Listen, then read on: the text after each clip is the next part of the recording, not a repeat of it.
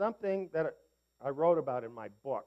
You know, my book about Revelation, the reason I wrote it is because Yahweh came upon me with a powerful revelation in the spring of the year 2008. And one of the things that he showed me and told me is that 40 years was up in the year 2007. 40 years. And he told me judgment must start with the house of God. When the Gentile times were up, a period of judgment began on those really on that system claiming to represent Messiah in the world. I'm talking collectively about the church system. Since 1967, the clock was ticking. It's a period of judgment. Now, let me tell you something about judgment. In the Scriptures, judgment is not how we normally think of it in Western culture. When we hear the word judgment, we think automatically condemnation. That's not what the word means in the Scriptures.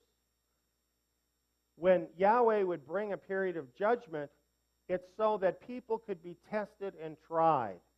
And the purpose is to cause people to repent. And then only the wicked are destroyed.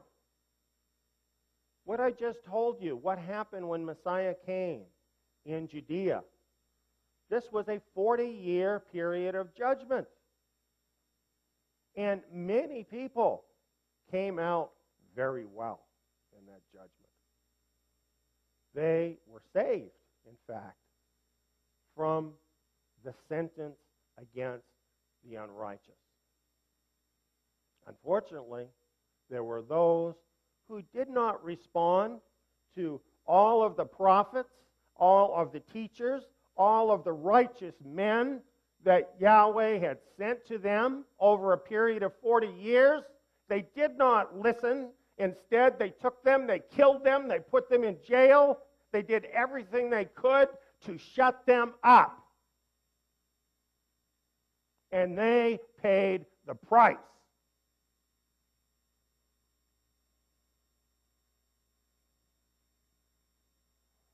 You may not want to hear the message, but I'll tell you this, if it is the truth, it's going to happen whether you like to hear it or don't like to hear it.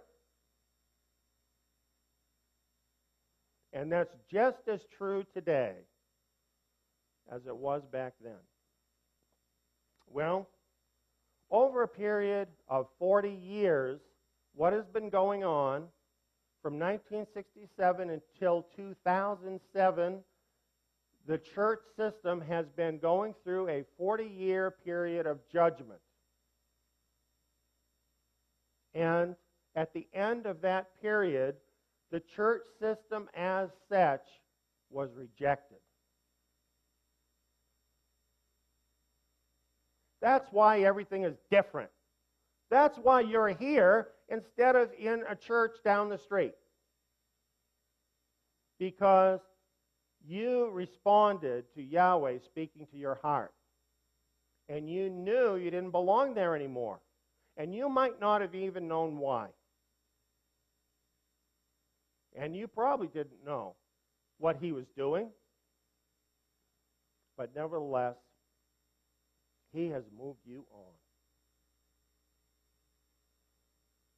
Now, let me tell you something. I'm not saying that all the people in the church system are evil. Far from it. They are enslaved, is what they are.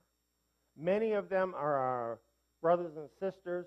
Many of them are believers just as much as we are, but they are enslaved to a false system.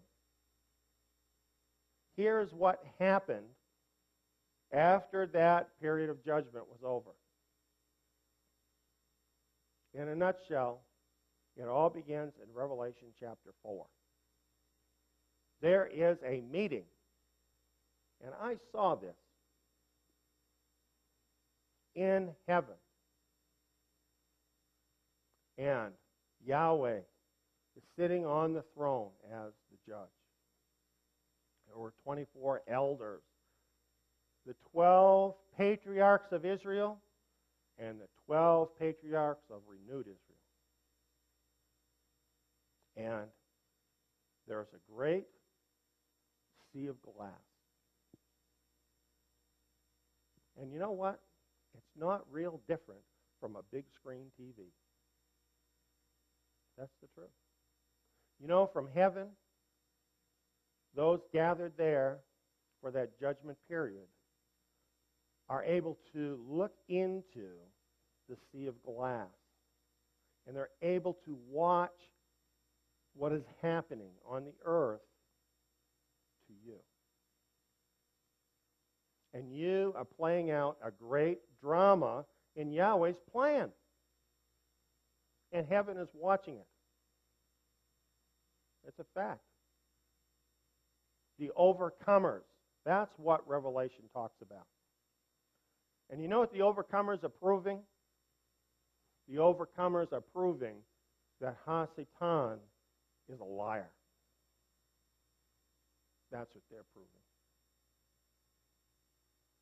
And they are proving that Messiah is worthy to be praised, to be worshipped, and to be followed, no matter what the enemy chooses to do.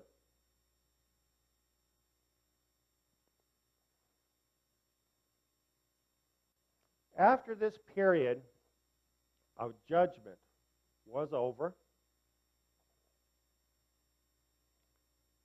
and this judgment court in heaven took its seat, what has happened is that the judgment of the rest of the world has now commenced. What you find in the book of Revelation, how this all starts, is that there is a scroll in the right hand of the Father. And this scroll is a royal decree. And this royal decree has been in existence before the rebellion ever started. There are creatures in heaven that have existed since before the world was created, and they didn't know what's in that decree. Our Father knows the end from the beginning, and let me tell you, it's all there. It is all in that scroll.